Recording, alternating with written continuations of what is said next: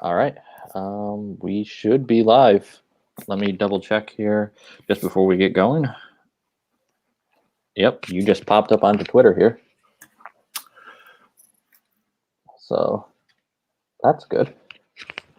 Although my giant mug on here. All right, we should be good to go ahead and take this away. All righty. Well, for anyone who is here besides Kyle Nabors and Sean Hammond and myself, welcome to our ShawLocal.com draft show. I'm Hub Arkush, and we're being presented by Hines Supply. Hines, your decking headquarters and Chicagoland's leading resource for new home builders, remodeling, and commercial building projects with 11 Chicago locations to serve you. Visit homesupply.com for more information. I am Hub Arkush, and I am joined by Kyle Nabors, our group sports editor at Shaw Media. We've got Sean Hammond, our ShawLocal.com Bears Insider beat reporter, and hopefully a number of you tuning in as well. Now, you are going to be able to not really join the conversation so much as ask questions. You can certainly give us your opinions. We will report them all. We already see Sam Rivera checking in, and I'm sure some other folks will follow. What we're going to do, Sam, if you want to bear with me for just 1 minute, is give Kyle a quick chance to just do a real quick tutorial. This isn't real complicated, but if you folks are just coming online and you're not sure how to participate, Kyle, why don't you go ahead and lay it out for everybody? Yeah, bear with us a little bit. This is our first time trying this as well. It's a concept that we wanted to try out here for the draft, and if you guys enjoy it, we can talk about bringing it back during the season. It's pretty simple, though. If you are on the YouTube chat, we are streaming live on the Bears Insider Twitter account, Hub's Twitter account, as well as YouTube. You can also go to ShawLocal.com and find it there. But if you're on the YouTube site, or if you're on YouTube, you can actually send us questions.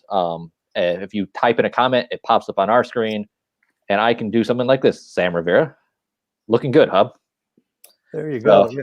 Sam needs his eyes checked, but other than that, we're doing well. It's so, Kyle, a very quick question for those on Twitter. How would they join us on Twitter? They need to search me and get to my homepage. Is that? Yeah, okay. It's already, if they go to your profile, it is streaming on there right now. So, all right, guys. So I'm learning something as we go too. You can go to @Hub_Arkush. Although if you're hearing me, you're probably already joining us. So I'll tweet that out in a couple minutes to let everybody else join us. Again, he's Kyle, he's Sean, I'm Hub, and we thank you all for being with us this evening. Got a bunch of stuff at ShawLocal.com you may want to check out. We have done in-depth analysis and short scouting reports on the top 10 to 15 players at every position, different position groups. If you go to ShawLocal.com, you'll find them. You want to check out the linebackers, the offensive linemen, interior offensive linemen, cornerbacks, whatever it is, you can go. Or if you want to take a little shorter route, we actually went live, I believe, was it yesterday, Kyle, with our top 200. This is something that I work on for 5 or 6 months. It started last year during the season. It is the combination of watching a lot of tape, more than that, because you can only watch so many tape of 200 and 250 prospects. It is conversations with scouts, GMs, coaches around the league, as well as other draft analysts. Again, we have scouting reports for you on the top 150 prospects in this draft. It's all right at ShawLocal.com. So feel free to tool around the website as well to get that information. And before we start getting to some of what I'm getting so far, a lot of folks, thanks for checking in, Cooper and Ravi. Sam is here. Nice comments. If you guys have thoughts or questions that you want to add, just go ahead and type them in and we will get to them. Right now, though, I want to start us off with kind of an around the horn. Sean, you and I were on the phone with Ryan Pace earlier today. I should say in our Zoom conference, our pre-draft meeting. Predictably, Ryan didn't tell us a whole lot. He's not going to tip his hand. But I think when you read between the lines, and I'll be finishing my column as soon as we get done here, that will be at ShawLocal.com and in all of our Shaw newspapers, as well as our partner, the Daily Herald and the Paddock publications for you in the next day or two as well. But Sean, maybe we start with just your general impressions of what we heard from Ryan Pace this morning. Yeah, well, you're right, Hub. I mean, he didn't say a whole lot, but he wasn't really, I wouldn't have expected him to say a whole lot. It's more of a thing he has to do a day or two before the draft to answer some questions leading up to it. But I did think it was interesting. He talked about the importance of taking the best player available, and I know it's a thing that he talks about every year, it seems like, but that's really a strategy that they're honed in on, and yeah, maybe they have some needs, but if for example, if a quarterback's not there at 20, which we don't expect there to be one there at 20, he's not gonna force it and take a quarterback just to take a quarterback. You got to take the best available guy, at your position, especially if you can get someone later in those positions of need. Kyle, and by the way, folks, for everybody who's with us, a big high five, hands up for our buddy Kyle Nabors here, who's playing a little bit of pain. Got the second shot yesterday, and apparently he's one who had a little bit of a reaction, but there he is with that smiling face. So, Kyle, glad that you're feeling well enough today to join us. Congratulations on being completely vaccinated.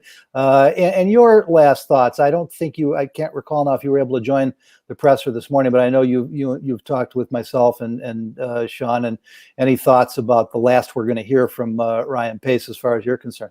I did not join the podcast this morning. I went ahead and slept until mid-afternoon today trying to get through this so I could be on here about noon. My wife asked me if I was going to be able to do this tonight. So feeling better at this point. But I found it interesting hearing some of the comments from Ryan Pace, going back and looking through it. Not a lot there, not surprising. Out of all of the different required meetings with the media, the one right before the draft is usually the one that has the least amount of actual insight. So kind of hard to get a read on where the Bears are at right now. And just real quick, Kyle, I mean, I think it's a public service of sorts. You got Pfizer or Moderna? Moderna. Okay, yeah. I also had the Moderna, and strangely enough, no reaction whatsoever to either shot, and I've been fully vaccinated for a month or so. So it is really kind of up to the individual and how your system reacts to it. But guys, please get vaccinated. I'm sure Kyle will be the first one to tell you that it wasn't that horrible, that it isn't worth being 95% protected from the coronavirus. And actually, Sean, I think, are you in between shots now? Is that what I heard? Yeah, I'm in between. I get Moderna number 2 on Wednesday. So if I'm in rough shape like Kyle, I'm going to have a rough day one of the draft. I got to carry a rookie on my back on top of everything else. What are you going to do? He's not a rookie anymore. He's played a full season and done a great job. So, guys, the first question we're getting here is from Ravi, and I don't know if these are handles from Twitter or names. It says Ravi come up. It says, Hub, is there a disparity between the first round tackles like Tevin Jenkins and the second round on? I heard it was a pretty deep draft for tackles. Well, the answer, and I'm not trying to be a smartass here, Ravi. Yeah, obviously there's a disparity. That's why they're in the second round and not the first round. But I think what you're asking is there still quality? Are there still eventual starters? Is there a good chance that a tackle taken in the second or third round could be the best tackle in this draft? And the answer is absolutely yes. I think a lot of folks are used to the first 4 or 5 names. Everybody's heard Penei Sewell, Rashawn Slater from Northwestern, who I think personally is more a guard than a tackle. Then next up is where it starts to move around a little bit, but I think Christian Darrisaw pretty unanimously the second-rated best pure tackle. And then the next 2 guys likely to go, or almost certain to go, I should say, in the first round. Elijah Vera Tucker from USC played a full year of guard before playing tackle last year, can play left tackle. And then Tevin Jenkins of Oklahoma State, who is probably the best pure right tackle prospect in this draft. He is an absolute mountain of a man and a mauler, but he's not going to play on the left side. So then, Ravi, you get into the next group after that, and you start hearing names like Sam Cosmi from Texas and Liam Eichenberg from Notre Dame, Dylan Radness, Dylan Radness from North Dakota State are the next 3 probably on most lists. It goes much deeper than that. But there are going to be a few late first round talents that last into the middle of the second, possibly even the beginning of the third round. Sean, I don't know if you have them stacked the same way I do, or if there's any names you want to add that I left out there. Well, no, not to add, but I do think just generally, like you were saying, you can still find some pretty quality tackles in that second round if the Bears don't want to go that way in the first round. You look at a guy like Sam Cosmi, I think he could be a legitimate starting tackle. And But at the same time, he's probably not going to last to the Bears at 52, but he's going to be there in that second round. And all the way down this draft, there's a good number of offensive linemen and tackles that you could certainly plug and play, and maybe you can find yourself a starter in the second round. But as with anything, those guys at the top of the draft are your premier. Those are the guys who you're looking for to plug in and start right now. Well, and Kyle, I mean, you get some more good names too. I mean, you got guys like Spencer Brown at Northern Iowa, who a lot of folks may not know, but this kid is 6'8", 318 pounds, and somewhat lean. You could easily put 10, 15 pounds of muscle on him in the weight room. He may turn out to be the best tackle in this draft. You got a kid like Walker Little at Stanford, who would probably be a first-round prospect if not for all the knee issues that he's had. And then you look at some of these guards. I didn't mention Jalen Mayfield from Michigan, who some have as the number 5 tackle. It's just because I think he's more likely a guard than a tackle. And then you get to the interior offensive line, where the Bears really don't have a need. And I think we have primarily Bears fans here, but for folks who are not, I think Landon Dickerson of Alabama, who is probably going to play center or guard, but could play tackle, may be the best pure offensive lineman in this draft, but his myriad injury problems, first at Florida State and then transferring to Alabama, are something to have you a little bit concerned. You look at Wyatt Davis from Ohio State. There's a bunch more guys. Creed Humphrey, a pure center.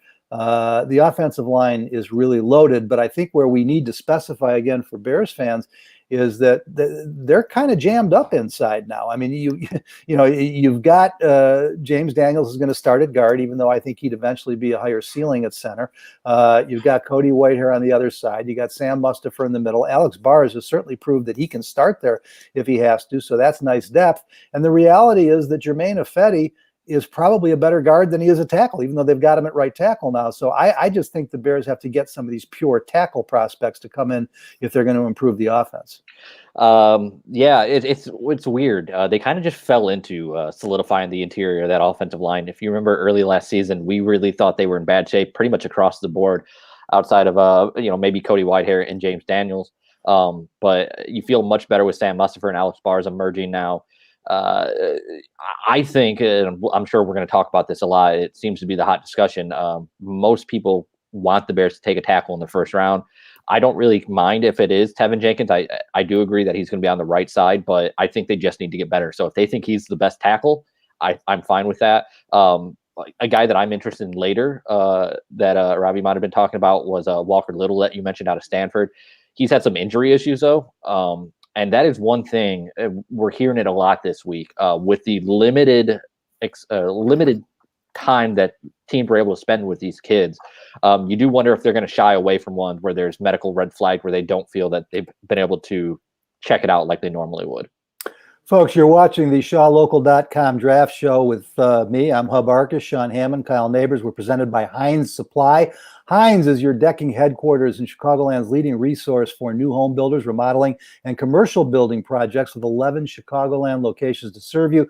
Visit HeinzSupply.com for more information. And before we get back to our draft talk, Kyle, I'm going to ask the question. Nobody's typed it in yet, but we all want to know. Are you a welterweight champ or a WWE? Well, what exactly is that belt over your left shoulder there? That's actually a good way to give me a way to plug our draft special. This is actually from Friday Night Drive, which is our prep football website. We cover nearly 200 high school football teams across Northern Illinois. And we actually do what's called Team of the Week, where fan votes get to go in and they select the Team of the Week, 22 positions. Then the top vote getter actually gets one of these belts. So we do that every week during the football season. So if you actually want access to Friday Night Drive, you want access to all the Bears content and ShawLocal.com, you can see it scrolling across the bottom of your screen right now. We got an NFL draft special going through Thursday evening, $29.99 for an annual subscription, which is a great deal. So if you just follow the link there, it's ShawLocal.com. I never know if I can remember if it's / or /. But anyway, ShawLocal.com. We're going to say /draft. If you do that, you'll get to the landing page and get that deal for $29.99. Yeah, guys, we hate to ask anybody to pay like everybody else, but if you have kids playing high school sports, if you have friends nieces, nephews, neighbors, whatever it may be. Friday Night Drive is literally the best high school sports coverage in the state right now. Sean, Kyle won't believe this, but I actually knew what the belt was for. I do pay attention. I don't show up for all the meetings, but I did have a sense, and I thought that was a pretty good way to get to that. So let's get back to our next question. And guys, I'm assuming that these are Twitter handles. I'm guessing there is no H.E. Pennypacker, but that is his Twitter, whatever you want to call it, handle. And as he wants to say, I think you can see it scrolling on the screen now. Where do you think Kellen Mond and Davis Mills end up? And between the two, which do you prefer for the Bears? Sean, I'll let you take a whack at that one first. Yeah, if I'm taking one of those guys, if I'm looking for a quarterback in the second round, personally, this is just my opinion, I'm going with Kellen Mond because of all that starting experience. He basically started 4 years of college. He can run and he can move a little bit in the pocket and out of it, and he threw just 3 interceptions last year. I think he's definitely a second round potential quarterback. I could see, I could see. Who are we talking about? Kyle Trask, was that our second one? Davis Mills. Davis Mills. Yeah. I could see Davis Mills in the second round as well. He just doesn't have the same level of experience, and so I think you're drafting a little bit more on potential there. But it comes down to what an organization is looking for. Guys, Davis Mills with only 11 starts in college. I'm not sure how thrilled Ryan Pace is going to be to jump back into the limited starting experience after the Mitch Trubisky saga of not having many starts. I would think someone like Kellen Mond, where they have a much wider sample size, is someone that they're going to target over someone like Davis. Well, here's what's really interesting about it, though, guys, is that Davis Mills' 11 starts is really not that different from the 17 starts for Mac Jones and Trey Lance. And he's not the athlete that Trey Lance is, but he's probably the better. When you look at all the traits, he might be the better traits prospect than Mac Jones. And Jones just had this one incredible year, and that's why I would take Mills over Mond. I think in Mond, exactly what you're going to get. I would rather not take either one of them until the third round. I think that Kyle Trask is the most likely to be the 6th quarterback off the board and the most likely to get his name called in the second round. It could be a stretch because of the number of teams. A lot of it's going to depend on what happens in the first round, guys. If one or two of the top 5 quarterbacks slip out of the top 10 into the high to mid teens, then I think there's a chance that all but Trask could still be there, high, middle, third round, where you can start to move around a little bit. But the flip side of it is if all 5 of them go in the top 10, which is a possibility, then there's going to be some panic from some of these other teams. I mean, when you look outside of the top 10, realistically, the Vikings, New England, Washington, Minnesota, the Bears, they should all be thinking about a good young developmental quarterback, if not an immediate starter. So I think the secondary prospects eventual draft position is going to be dictated in a good amount by how quick the top 5 come off the board. What interests me about Davis Mills, I've got to watch some more tape. Liked some of what I saw. He obviously needs to play a lot more football.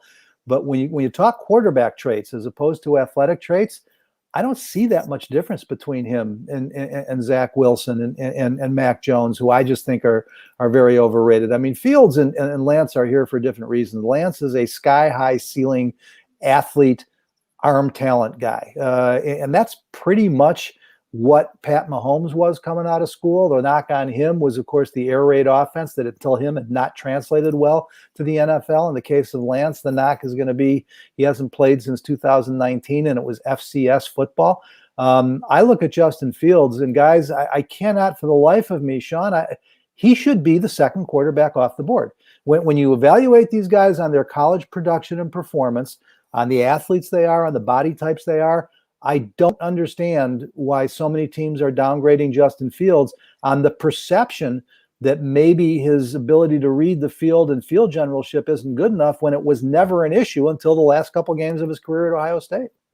I'm with you, Hub, because I'm curious as well why that's happening and why that narrative is out there. I think Justin Fields can make just as much of an argument as Zach Wilson to be that number 2 quarterback, and I do think that there's a lot less separating QB1 from QB5 than maybe we think. It is sort of a crapshoot a little bit, and yeah, we think that Trevor Lawrence is at number one and he's gonna go number one. Everybody would be shocked if that doesn't happen, but is there really that much separating, those next guys? And I think that's why this is going to be such an interesting thing to watch in the draft here, because I could see a guy like Justin Fields or even Trey Lance slipping a little bit and like you said, falling into out of the top 10 or into the teens in that range. And it'll just be fun to watch. I mean, it gives us something to talk about here as we get ready for it.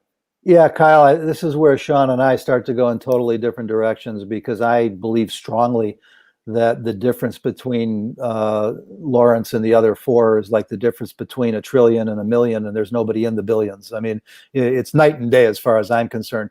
But now when you try and separate 2, 3, 4, and 5, I don't disagree with Sean. Yeah, I think Trevor Lawrence is by far and away the best prospect in this draft. I think that's pretty much the consensus. I think all four of those next guys have upside, and all of them could be Pro Bowl quarterbacks. I also think they have pretty high bust risk. Out of the five, the one I like the least is Mac Jones. Joe Lapointe is joining us, unless you prefer Joseph. Forgive me for that. And Joe is saying, love the podcast. Thank you so much. We have a lot of fun doing it. It has 2 questions. Has the trade value chart changed from the original form? Also, can you break down how the Bears may evaluate or grade the O-line? Joe, it has not changed from the original form. I mean, the format has always been the same. You take pick 1 down through 256 and you assign a point value to it. It originally was the product of 1 or 2 teams, and as multiple teams have started to use it, you've seen some adjustment in what the point values are. But it really is that simple, and anybody can look at it and figure it out. You don't have to be a draft expert or a media member, an NFL analyst.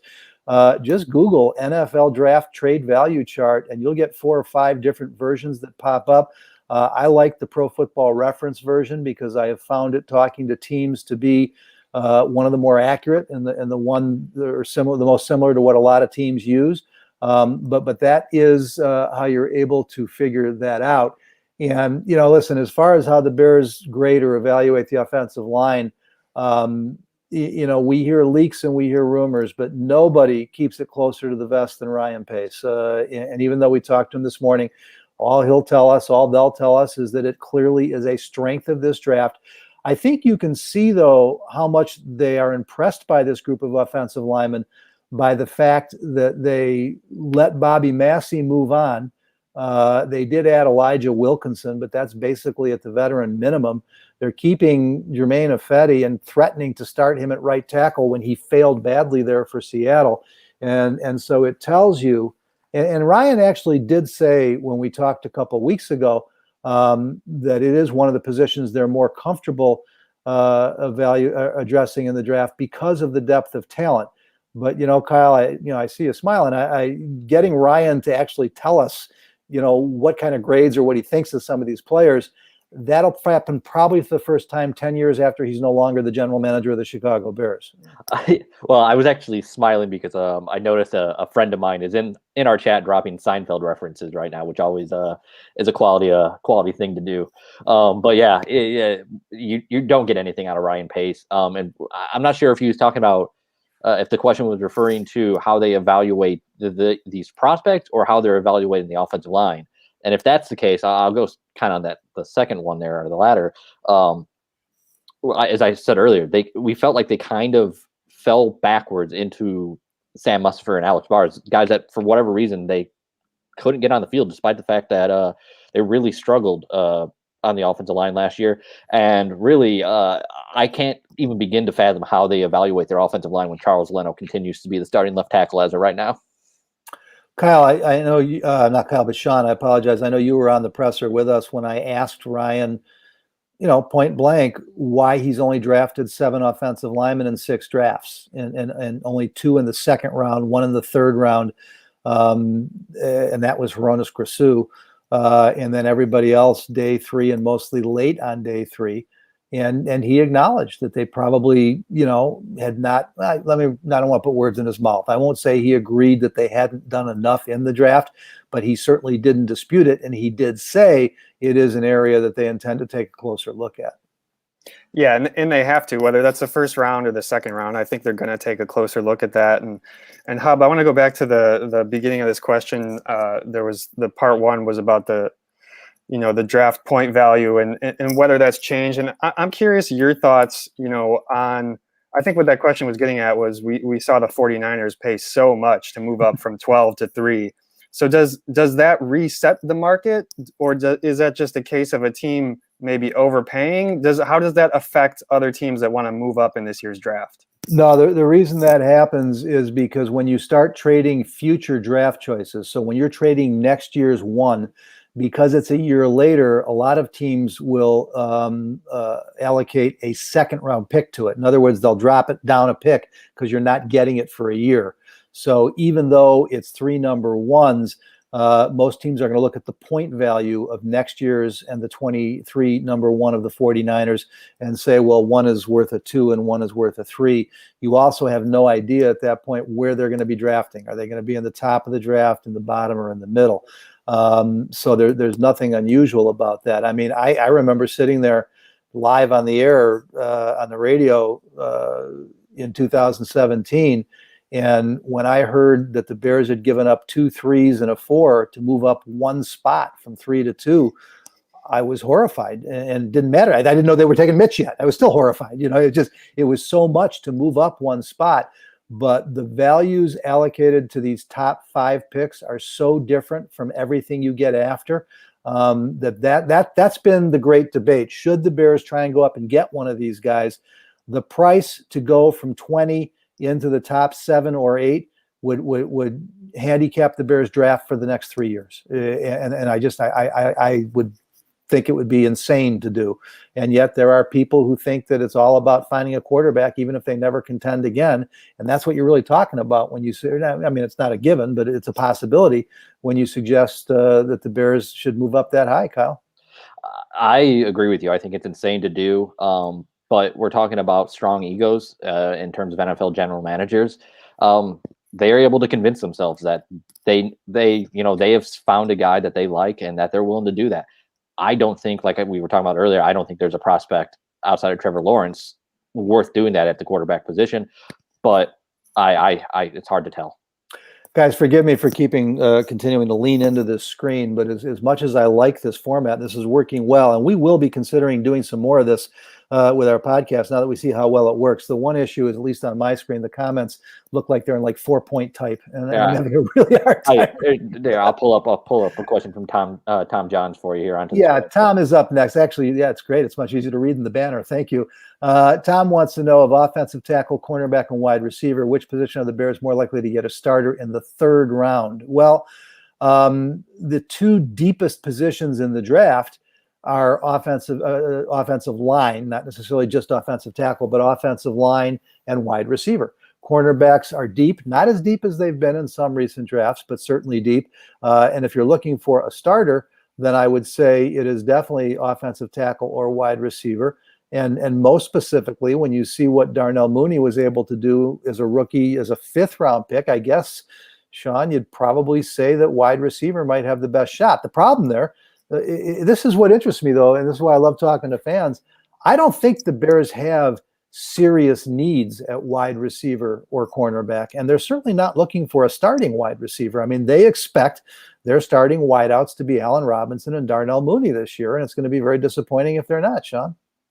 Yeah, you know what? I'm going to push this off to Kyle because I know he feels passionately about the wide receiver position. Man, so I think that they could very much do for a good slot receiver. The issue, though, is I don't know how many of those are plug-and-play guys in the 3rd round. There are some guys I like that might be there at the end of the 1st round into the 2nd round, guys like Elijah Moore. But those guys are probably going way too early. And when you get into that 3rd round, at least Hub, maybe you have a better feel for it. I have trouble discerning if there's anyone that can really step in right away and make an impact. Well, I'll tell you what's interesting about this, both Kyle and Tom, who asked the question, is that as good as these wide receivers look to be, they are overwhelmingly slot receivers. You have none of the size in this class that you've been looking for in recent years. And, you look at the top receivers in the NFL today, the Julio Joneses, the A.J. Greens, the Larry Fitzgeralds, these guys have gotten younger. Michael Thomas, D.K. Metcalf, DeAndre Hopkins, not quite as big, but still bigger. These guys, other than Hopkins, they're all 6'3 or 6'4, 215, 220. I think I already talked about this at the top. You don't have those kids in this draft. So these are all almost potential slot receivers, or at least most of them. And then what you want to look at, get to shawlocal.com, call up our top 200, read the scouting reports. Anybody who we're saying is an accomplished route runner or doesn't necessarily need work on their routes, they are potential plug-and-play slot guys. That's the key if you're going to line up in the slot. You're not going in there to take the top off the defense. Not that you can't from there, but that's not the main reason you're in there. And so it's the accomplished route runners that can be starters in the slot right away. And I think you can absolutely find one. There's a very good chance that the Bears could find either a starting wide receiver or starting offensive tackle in the third round of this draft. I don't see as many immediate starting cornerbacks, but they're not looking for one. Guys, we'll get back to the questions in a minute, but I want to get your thoughts on this. I don't understand why people keep talking about the Bears and cornerbacks. I mean, nobody was more devastated than I was by the release of Kyle Fuller. I hated it. I hate that it happened. I think he was underrated. He should have been an All-Pro more than once. He should have been in the Pro Bowl this year. He was still playing as well as the top 5-7 cornerbacks in the league. They did it because he had the biggest single cap hit this year, and it was the best way to make up as much ground as possible, releasing as few players as possible.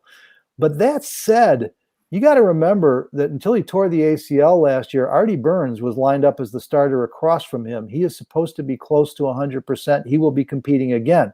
Desmond Trufant he's 31 years old, and he's never been an All-Pro, but he's been to a Pro Bowl. He can play the position. He's going to compete for that spot. Kindle Vildor, they love, and I liked what I saw of him. And they think he can play in the slot, but they think he's primarily a boundary corner. And Jaylon Johnson starting on the other side if he stays healthy. And then there's that many more bodies. You got Duke Shelley competing in the slot. They're bringing back Michael Joseph. They love this Dre Robertson that they signed out of the Canadian League last year, a local kid. So I don't, if they think there's a special talented cornerback, they'll bring him in for competition. But I don't know. I've seen mocks where they have Bears taking corners in the first round, and I just can't see that happening, Kyle, with all their other needs. Yeah, I've seen Greg Newsome mock to the Bears. I've seen Caleb Farley, who I think is going to fall into the second round. But I don't think there's any chance they take a cornerback. There's just much greater needs. The Trufant signing, yeah, it's a bit of a letdown when you look at where you were at with Kyle Fuller. The question there becomes: Is he Prince Amukamara, or is he Antrell Roll, a couple, aging veteran that they brought in to kind of stem the tide there before? We'll see. He's got to stay healthy. But outside of that, you were right. They like their depth. They really do like Kindle Vildor. And I liked what I saw from him too. So I think there's a chance, maybe like in the 6th round I think it's 4 picks in the 6th round, right, Hub? Mm-hmm. Yeah, 4. I mean, I think there's a much better chance that they target a cornerback late in the draft than they do in the 1st, 2nd, or 3rd round. Yeah, this is the time for brutal honesty, though, folks. I keep hearing them thrilled about having 8 picks in total and 4 picks in the 6th round. The problem, and Sean, you can check me on this because it's easy. I just haven't gone back and taken the 5 minutes to do it. I don't think there's a 6th round draft choice on the roster right now. They've done very well in the 5th round. They've got a few 7th round kids that are hanging around.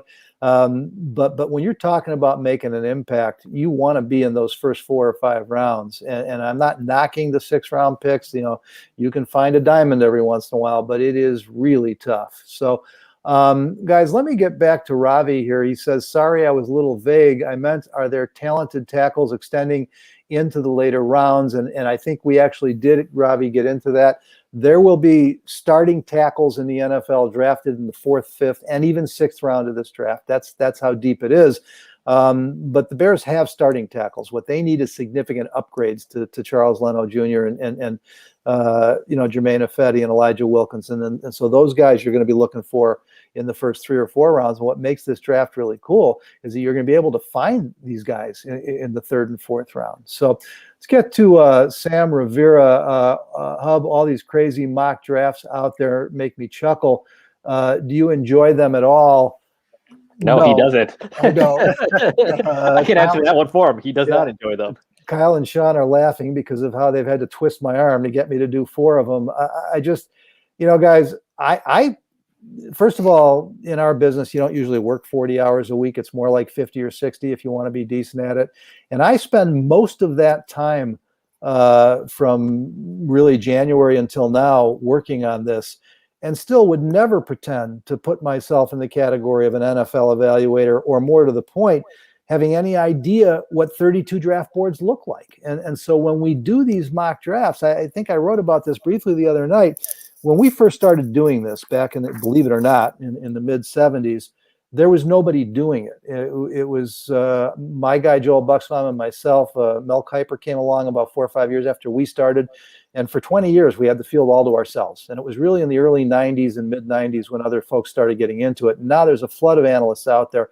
And I'm not, criticizing or minimizing any of them. I'm just saying there's so many folks doing it.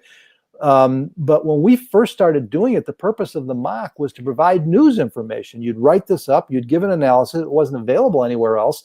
And that was what was cool about reading them. Now, you can buy rankings, you can get rankings from guys you follow. They're available free everywhere. And you have people doing these mocks, and they may be fairly well-known sports personalities who've done none of the homework and have no idea what they're talking about. So, guys, Sean, I've mentioned this to you before. I personally believe that mock drafts provide a lot more misinformation or disinformation than they do stuff worth reading. Well, yeah, and that's why you got to think about the source and where you're getting your mock draft from. But I will say I do think it's a little bit fun to do the thought experiments, like we're saying. How does XYZ, this quarterback going here change the thinking of these other teams? But at the same time, there's a lot of guesswork there because we don't know what.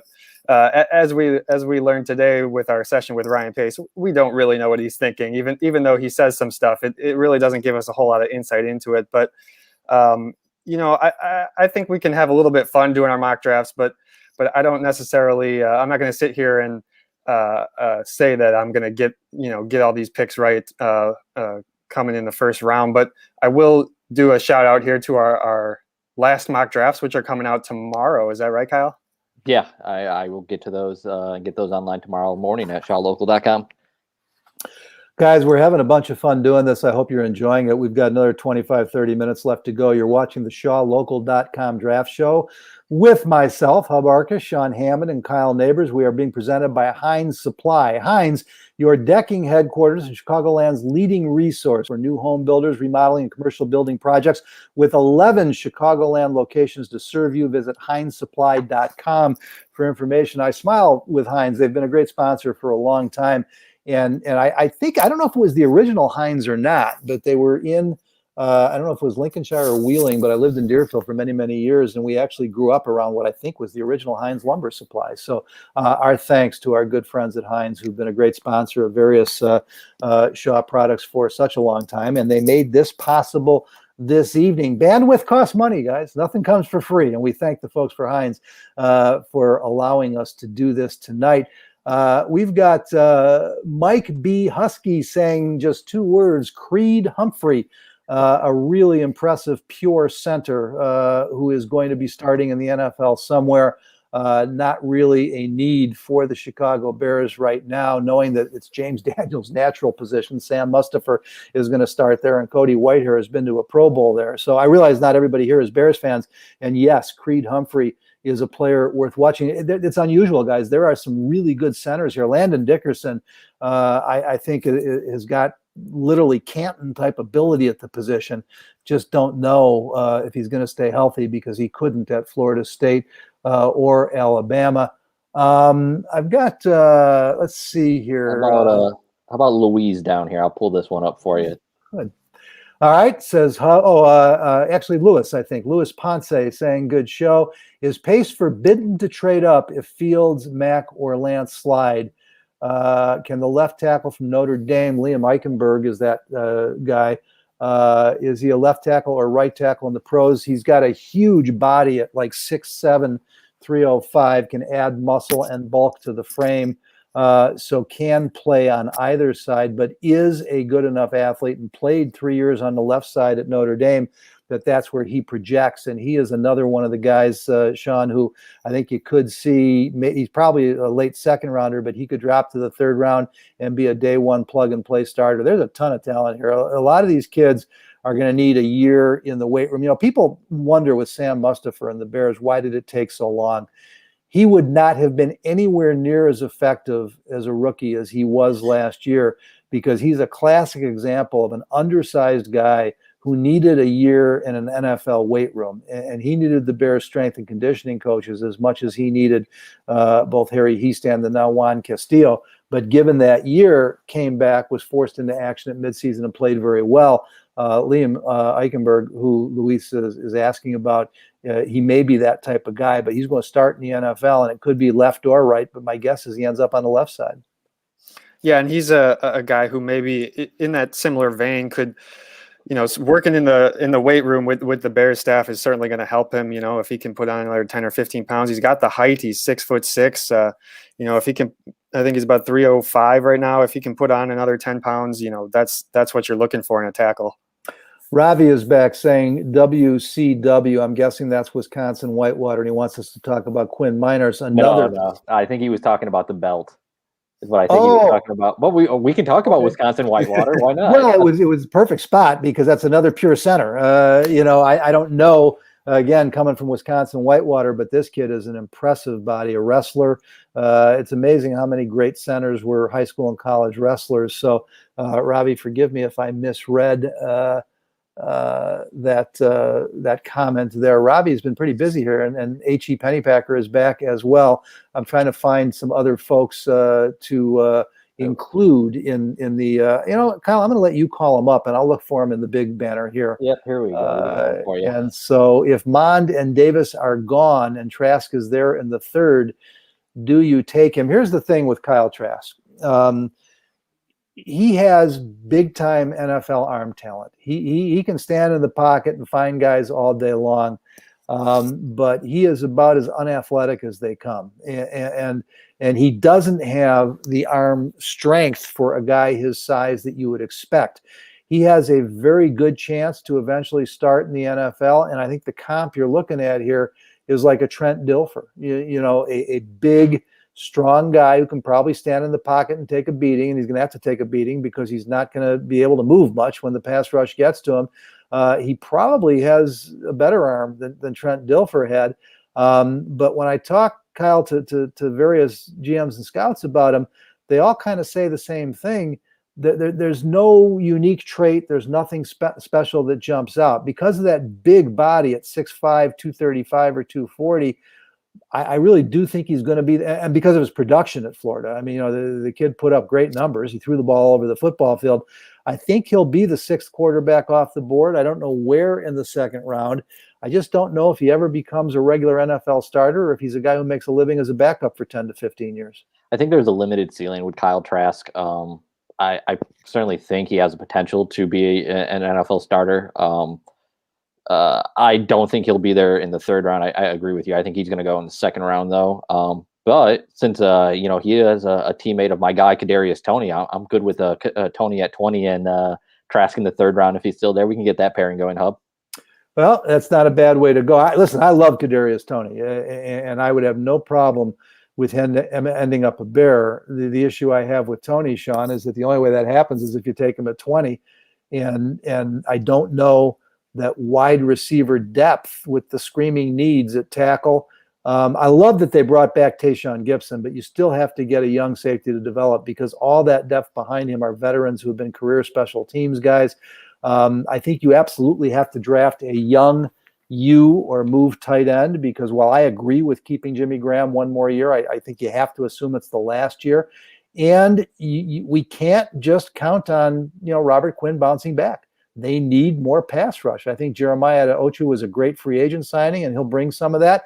But if the best player on the board, the best athlete on the board at 20 is one of these edge benders, I've got no problem with that, because there's going to be some potentially very good pass rushers. They may all still be there at 20. And I think if I already said this, forgive me, there's going to be a run on pass rushers somewhere between 18 and 32, and you're going to see 3, 4, 5 come off the board in a chunk.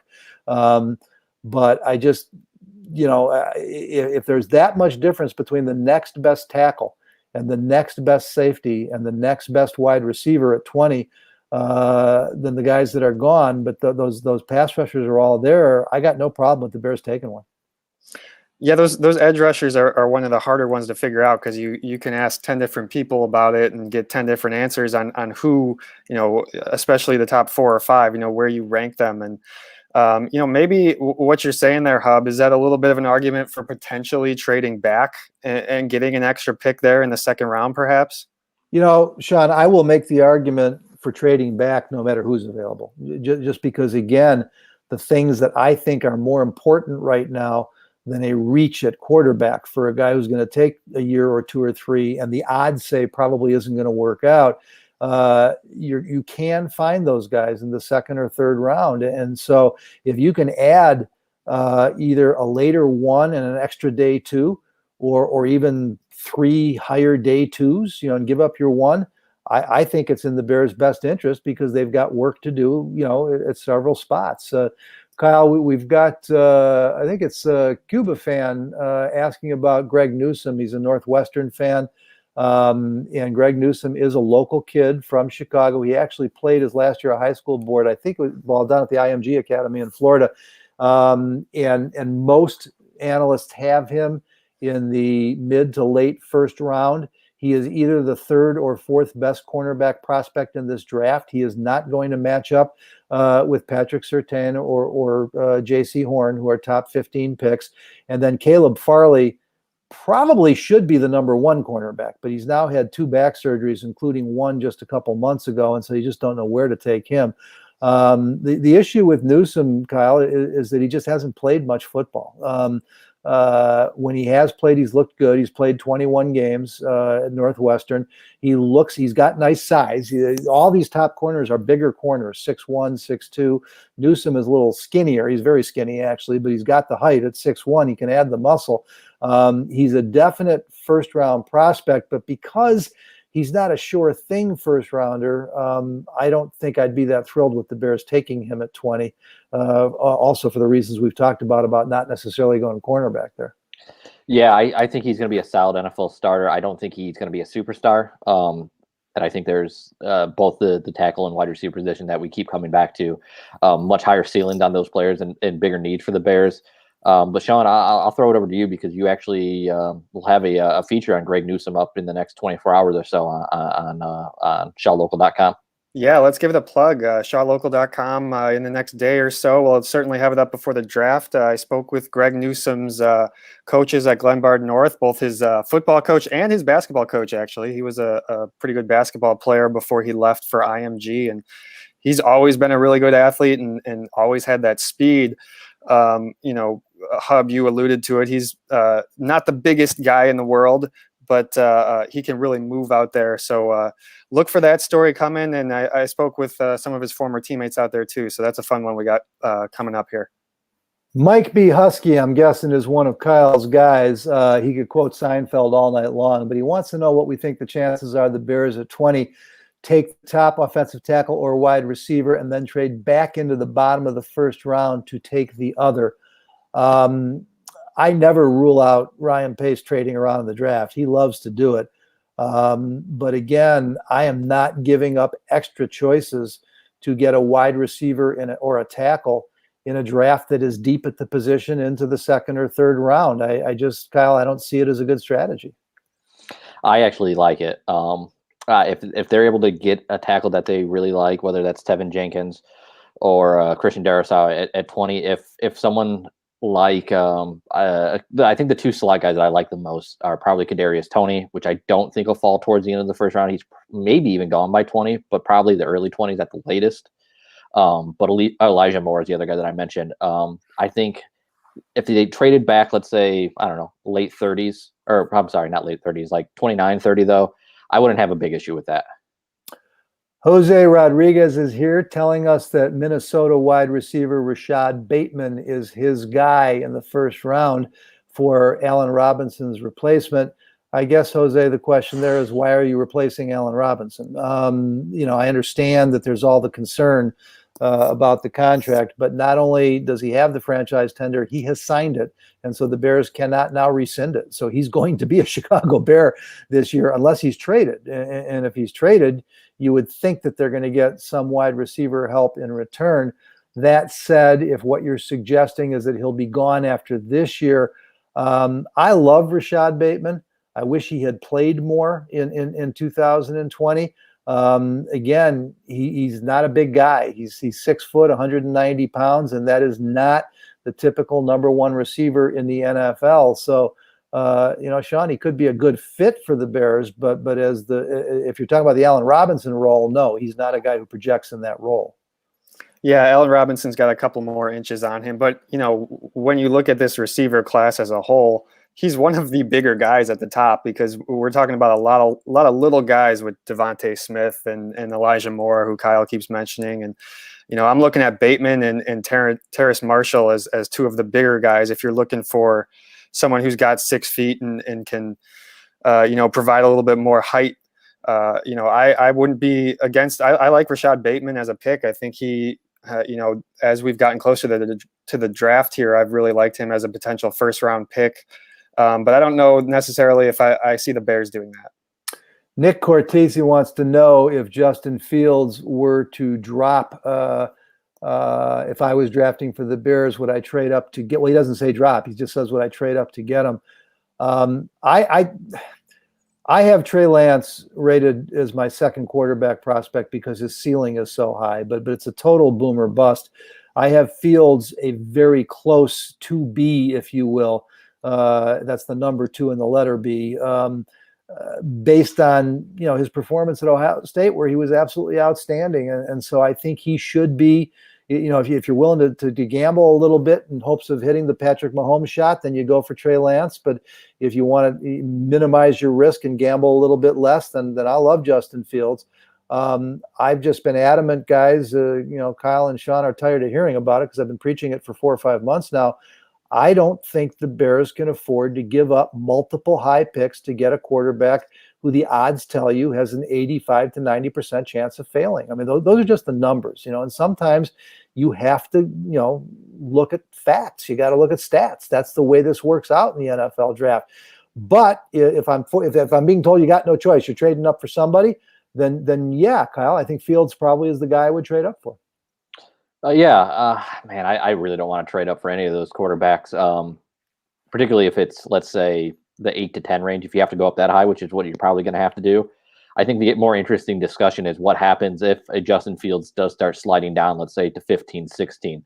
At that point, Hub, do you start to think that maybe you make that call and see if it's worth trading up? Yeah, well, I think you have to at that point. I mean, because now you're not talking about you're not going to give up next year's number 1 to do that. It might not even cost you a number 2. You probably could do that for this year's 3, and it might cost you next year's 3 or 4. I don't have the chart in front of me, but I'm guessing that's about where you are. That I don't have an issue with, other than the fact that, as I've said, now you're without your first round pick and your third round pick this year, and you still haven't addressed the what I think are the well, I'm going to say they're greater needs, but the equal needs that are easier to fix at tackle and some of these other positions. So we've got, let's see, it's DeLuca asking, he's saying Sage Surratt, Wake Forest. I think he's talking about Chaz Surratt. Chaz Surratt is a former quarterback who played linebacker this year, and in his first year was the ACC Defensive Player of the Year. And he is a really fascinating prospect. You've got him in the middle rounds. I don't think he's going to last that long. He did enough at linebacker this year that he could very well be off the board by the end of the second round, unless there's another Surratt that I'm missing. I think he did have a twin brother, but I don't think his brother. Well, this says wide receiver Sage Surratt at Wake Forest. I'm not sure. I don't know who that is. Yeah, unless that is Surratt's twin brother. I don't know. I'm not familiar with that player. DeLuca, one thing I promise you is when you come to us, if we don't know, we're going to tell you. We don't know everything. And that's when I will look up as soon as we get done here. But I don't have a good answer for you. Chaz Surratt, I think it's Surratt, I'm pretty sure. I remember writing him up, is a really interesting prospect. And he did have a brother, but I don't know if that's him or not.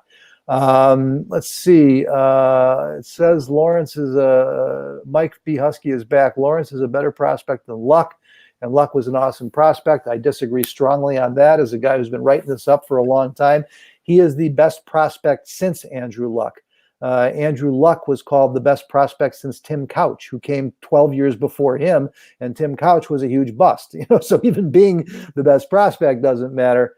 Luck was a better athlete than Trevor Lawrence. Lawrence probably has similar arm talent. He certainly has similar college production. He has similar experience. He's got the leadership, the field generalship that Luck had, but people forget already what a great athlete Andrew Luck was. So I think that was the difference between the two.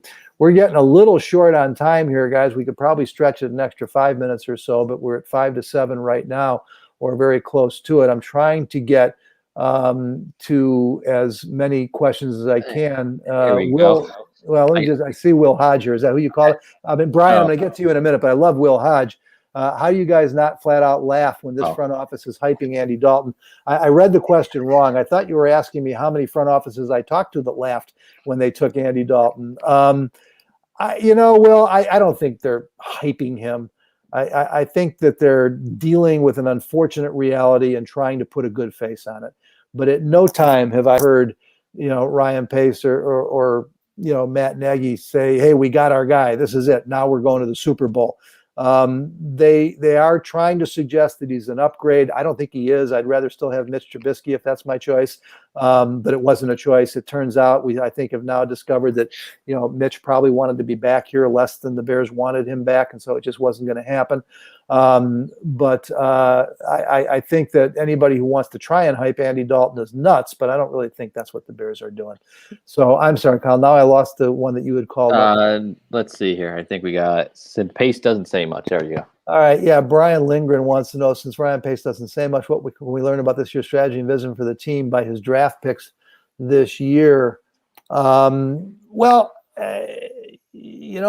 there's this narrative out there that Ryan Pace and Matt Nagy have to do something to keep their jobs this year. And I just don't know if they got to do something, but I don't know if they have to do nearly as much as people are expecting, because I tried to tell everybody at the beginning of last season, halfway through last season, at the end, there was no way they were getting fired. They were never in the jeopardy that everybody, tried to paint them as being in. It was more wishful fan overreaction. And so now, when you say how much can we tell, I think that Ryan Pace and Matt Nagy are going to do everything they can to win as many games as possible this year. And hopefully that includes winning playoff games and being a legitimate contender. Sean, I'd be disappointed if they did look at it any other way. But, for all of the chatter, from the fans and the talking heads and the media, I don't think they feel that they're under tremendous duress or pressure. I think it's another year for them, and they're going to do what they can to be as competitive as they can right now. Well, yeah, I do think there are a couple of positions that you can look at, and we can maybe get an idea of what they're thinking for the future.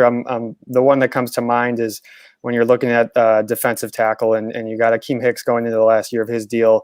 If they take a defensive tackle in say round 3 or round 5, maybe that gives you some sense of where they're going with that. That's really what I'm looking at in terms of that question. Kyle, I think the one thing we can say is if they do trade up for a quarterback, then we can tell that his vision is that they're building and they have time and that there's no pressure whatsoever. Because, drafting a quarterback or trading up and giving up additional picks for a kid who's not going to play and make a difference for a while, why would you do that if you feel like you're under tremendous pressure to win now? Yeah, I think offhand, I think there's 3 positions if they draft early, you could say that they feel like they're looking ahead. Quarterback obviously is one. I think edge rusher and inside linebacker are the other ones. you're aging quickly with Khalil Mack and Robert Quinn, and then obviously Roquan Smith needs Danny Trevathan continues to play well, but what is Danny 33 now? No, he's just turning 31. Okay, he's a little younger than I thought then. So I think those are positions. If you see them attack those spots early, then they're probably playing for the future more. But I don't expect that to be the case. No, I'm convinced that they're going to do what they can to win as many games as quickly as possible. Let's get 2 more questions in before we're going to have to say goodbye, guys. And before we do, I want to remind everybody at least one more time that they're watching the ShawLocal.com draft show presented by Heinz Supply. Heinz is your decking headquarters and Chicagoland's leading resource for new home builders, remodeling, and commercial building projects with 11 Chicagoland locations to serve you. Visit HeinzSupply.com for more information. Kyle, I'll let you pick the questions if you want. We'll get a couple more before we have to say goodnight to everybody, because I don't know about Sean, but I've still got writing to do, and we have deadlines for the paper. So I have a good one here. It's not exactly draft related, but I think it's something that we need to discuss. Will Hodge 91 wants to know, we all know Anthony Miller hasn't panned out, but is it his fault or has it been the offense/quarterback? I think in this case, guys, I'll go first. It's Anthony Miller's fault. I mean, they traded up to get him. They gave up an extra 3rd round pick to take him in the 2nd round, in addition to giving their own 2nd rounder to move up. He had 7 touchdowns as a rookie and was penciled in as a starter his 2nd year in the league and wasn't ready, and then came back in the 3rd year and was still making some of the same silly mistakes, lapses in concentration, apparently not always running the right route. So I'm not saying that there isn't plenty of blame to go around, but I think it's got to start, Sean, with Anthony Miller. Yeah, and the telling thing for me is you look at the snap counts, and if a guy's not getting onto the field, if his snap count's looking at like 30-40%, like Anthony Miller's was for part of the year last year, that's telling me, that's certainly not the quarterback's fault, because he can't throw to you if your coaches aren't trusting you to put you on the field. So I'm kind of with you there, Hub. I think that's, sure, there's probably a little bit on the quarterback and in the scheme, but I think a lot of it's on Anthony Miller. Well, Kyle, you look at what Allen Robinson is a dramatically improved player as a Chicago Bear. You look at what they got out of Darnell Mooney as a 5th round rookie and how NFL ready he was. It kind of argues that it's unlikely there's a coaching problem there. Yeah, I mean, it's very rare you hear coaches, position coaches, call out players as pointedly as Mike Furry did, probably week 4, week 5 last year, where he flat out said Anthony Miller wasn't prepared, and it had become a recurring issue with him, and that's an issue. And then obviously the situation became a lot more complicated in the playoffs here when he went ahead and took a swing in that playoff game and got ejected after that. He was told all week, the team was told all week, to avoid that situation. Yeah. Kyle, if you want to get up our last question here while you're doing it, we're back to Tom John saying Nagy didn't want to have to change his system, and he'd have to, if he kept Trubisky, the results would have been better, but Nagy is selfish. It's about him. Tom, I really don't agree with that at all. These guys have some of the most exclusive jobs in the world. They know how frail they are. They know how hard they are to get. They know how hard it is to get a second chance if it doesn't work out the first time. Now, I have an advantage over you in that I've spent a ton of one-on-one time with Matt Nagy, and I'm not suggesting that we're great friends or that I know him inside and out. But I do know him well enough to know that he absolutely values winning football games over sticking with his system when it's not working. One of these days, probably more likely from Mitch than from the Bears, we'll get the true story of everything that went on behind the scenes to make that a failure. But this was not about Matt Nagy protecting his system. This was about the Bears having to admit the hard truth that Mr. Trubisky was a blown pick at number 2 with all they gave up for him, and that they've got to go at it again. So, Kyle, you got our final question ready? Yeah, we've talked a lot about cornerback, wide receiver, offensive tackle, and so I think I'm going to go with something that isn't a great need, but I think there are some interesting prospects here. So, All right. We've got Heavy 27 views on inside linebacker. There's no useful depth, and defensive tackle is shaky. Actually, that was true until they re-signed Christian Jones. And you may remember Cheese. That was his nickname when he was a Chicago Bear in the past. He can play both inside and outside, and actually provides very solid depth there. He's a very different style inside linebacker than Trevathan and Roquan Smith. He's more of a run-stuffing hitter. He's not going to be great in coverage, but he can do it.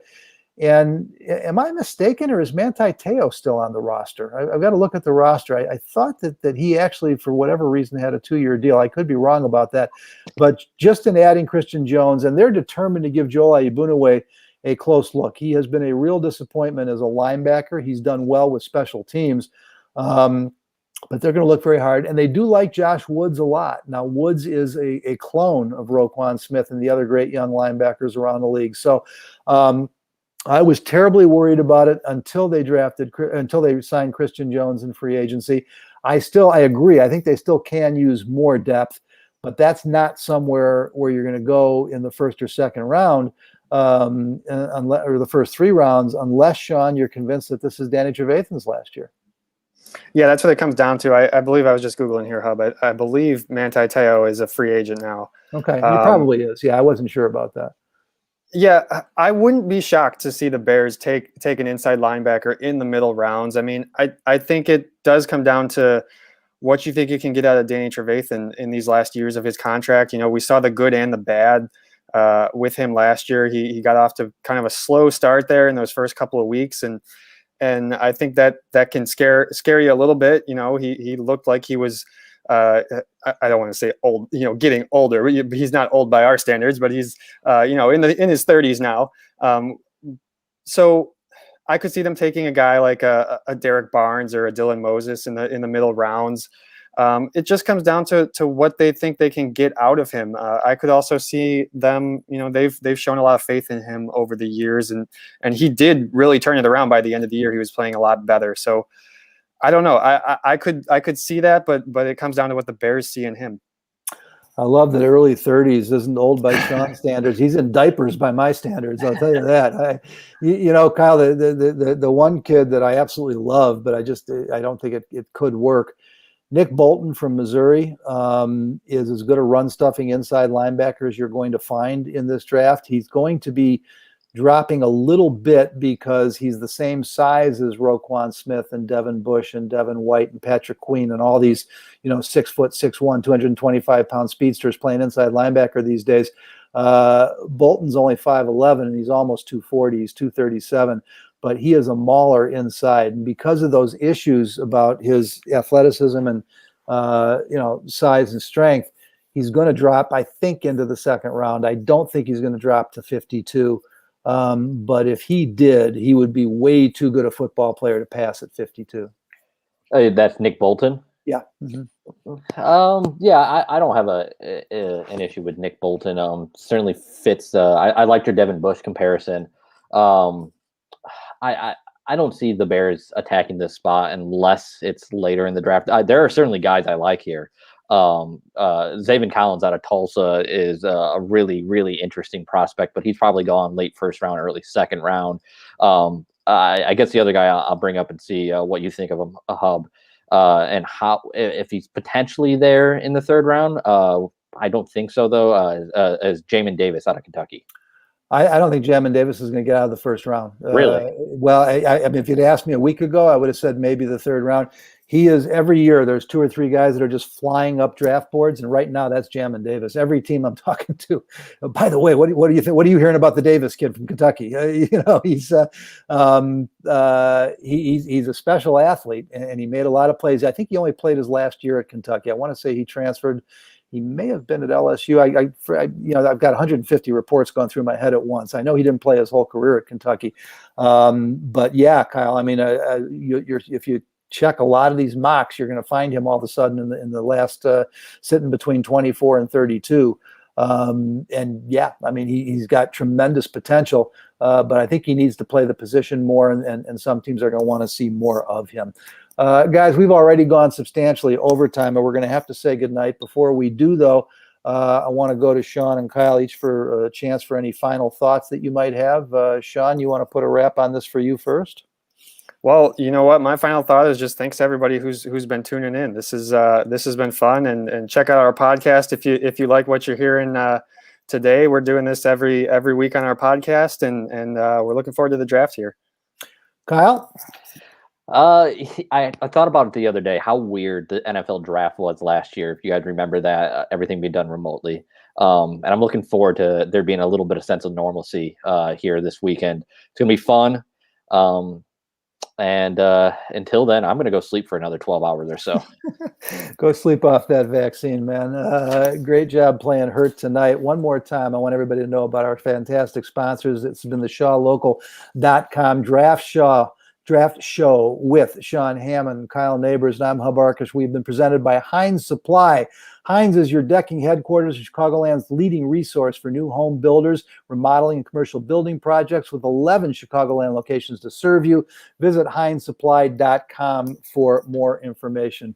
Folks, where I'm going to leave you. First of all, please stay with us all week long at ShawLocal.com. You can read all our work in all of our great Shaw newspapers, our partners at the Daily Herald and the Paddock publications, also the individual newspapers' websites, NorthwestHerald.com.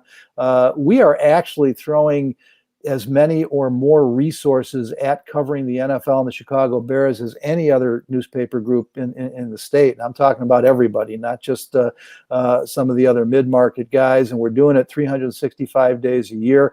This has been an interesting format for us, and we have talked about if this worked, we would consider doing some more podcasts this way, or maybe we'll just call these live shows streamed. So keep checking back at ShawLocal.com to see when we do this next. We are going to be all over the place in the next 4, 5, 6 days covering the draft for you. But for now, just want to thank you so much for being with us tonight. This will replace our podcast this week, so our next podcast will be next week. Again, we're going to have, if you follow us on Twitter, I am at Hub_Arkush. Sean, is there an underscore in there? There is. All right, at Sean_Hammond. Then what about you, Kyle? Are you I am at Kyle Nabors. There nice you go. Easy. He actually got his own name. So we're going to be tweeting at you like mad for the next 5, 6, 7 days. We really appreciate you guys. Without you, we would not be employed, quite frankly. So that's the main reason. Beyond that, we just love talking football with you. Thank you so much for being with us tonight. Get out and buy your newspapers. Get to the websites, and we'll be barking back at you again real soon. Have a great night, everybody.